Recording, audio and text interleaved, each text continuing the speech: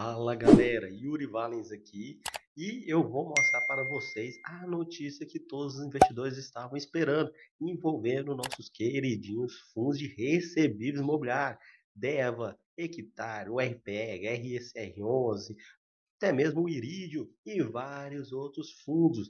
Essa notícia está relacionada ao IPCA do mês de fevereiro, que de um lado é ruim para o nosso consumo do dia a dia, porque a inflação subiu acima da expectativa do mercado, mas para a remuneração dos nossos queridos fundos de papéis é uma excelente notícia.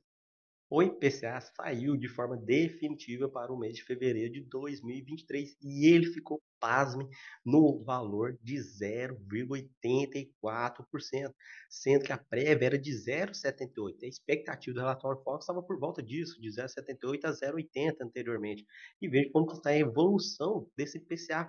Ele está no índice maior desde abril.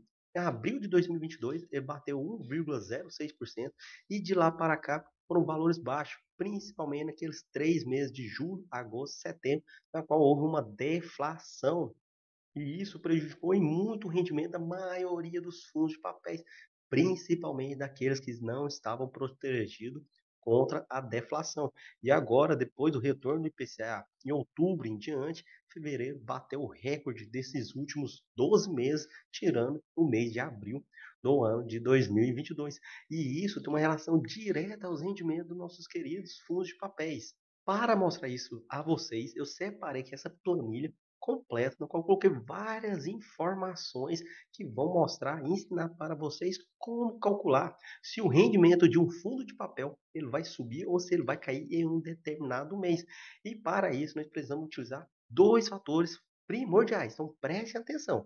Nós precisamos utilizar o IPCA e também a taxa média de juros daquele fundo imobiliário. No nosso exemplo, eu vou utilizar o DEVA 11, que é o fundo que eu possuo maior posição na minha carteira.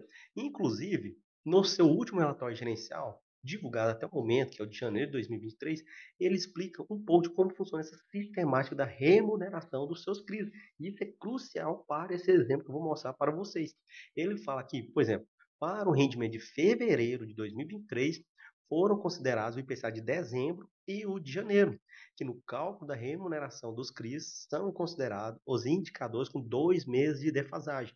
A maioria dos ativos utiliza o índice do dia 1º ao dia 20 e o outro índice do dia 21º ao último dia útil do mês. Esse critério é definido no termo de securitização de cada operação. E isso quer dizer o quê? Quer dizer que um fundo imobiliário, quando ele investe em um CRI, aquele CRI vai gerar juros para ele mensais, porque tem a taxa média de juros fixada para aquela operação, e ele dá uma correção da inflação. Só que como demora um pouco para o IBGE divulgar o IPCA, que é o nosso índice nacional, preço do consumidor, eles precisam já fazer um ajuste com base em algum valor. Por isso que eles utilizam esse valor de defasagem.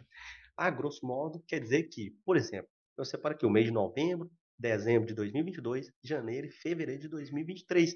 No que eles mencionaram, como que funciona essa temática? Eles utilizam o total de dias úteis daqueles meses com a taxa da inflação divulgada. Por exemplo, fevereiro, que é o mais recente, foi divulgado uma taxa de 0,84%. A quantidade de dias úteis de cada um daqueles meses. E com base na remuneração, eles mencionaram que utilizam o quê? Um pedaço de um mês e um pedaço de outro mês. Então, para os rendimentos agora de março, eles vão subir muito, então preste atenção.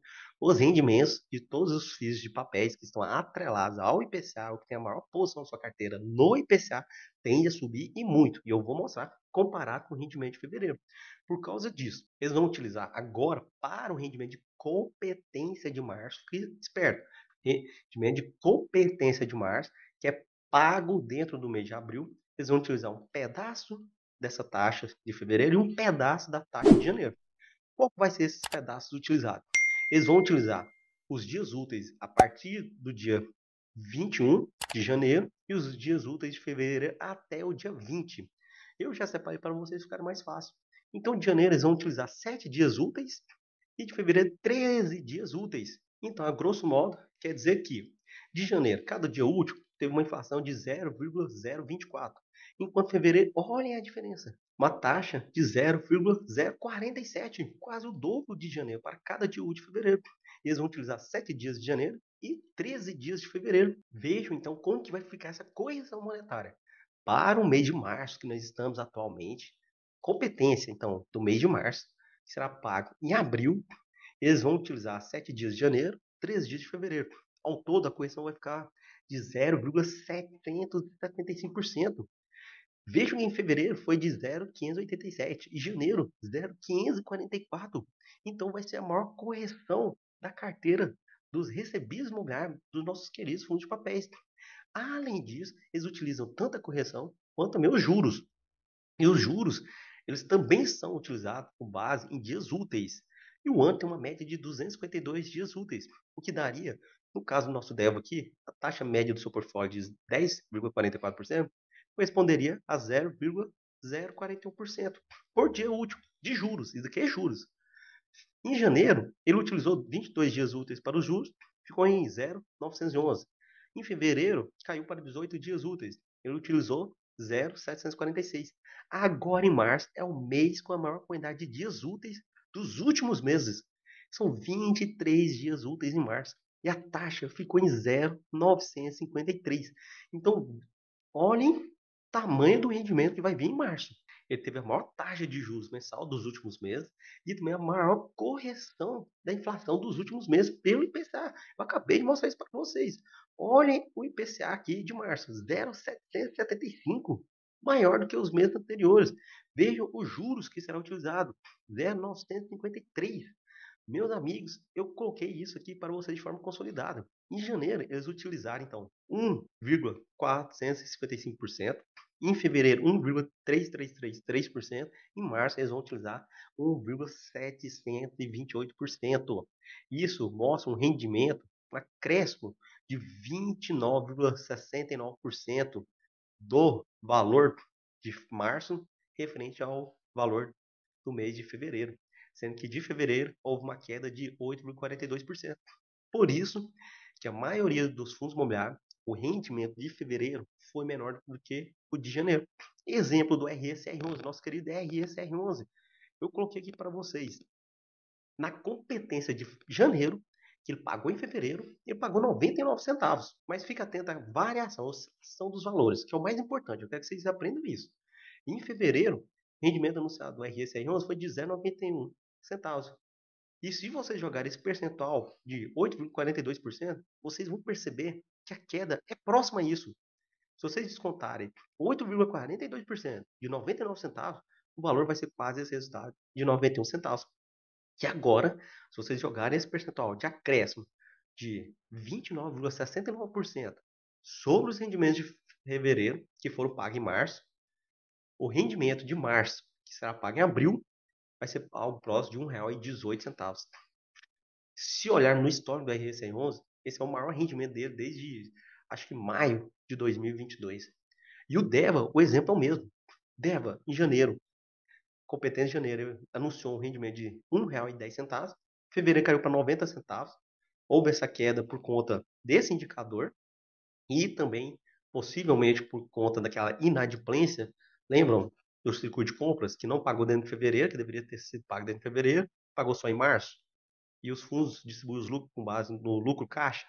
Então, isso pode ter impactado aqui também nos rendimentos de fevereiro. Por isso que eles vieram aquém. Agora, se jogarmos esse ajuste de crescimento de 29,69% sobre o rendimento de fevereiro, ele vai pagar o próximo de R$ 1,17. E como ele recebeu aqui a parcela com multa e juros do circuito de compras, que não foi pago em fevereiro, mas foi pago em março, pode ser que seu rendimento aumente mais ainda. Então, o DEVA é possível que ele pague para março um valor próximo de R$ 1,20. Então, fica atento que esse mês pode ser o melhor mês dos últimos meses para os nossos fundos de recebíveis imobiliários. E, inclusive, se a Selic cair, que tem reunião do Copom nos próximos dias, pode ser que todos esses fatores incentivem a procura novamente para esses fundos imobiliários e façam com que o valor da sua cotação volte a subir. Então, fique atento a essas informações.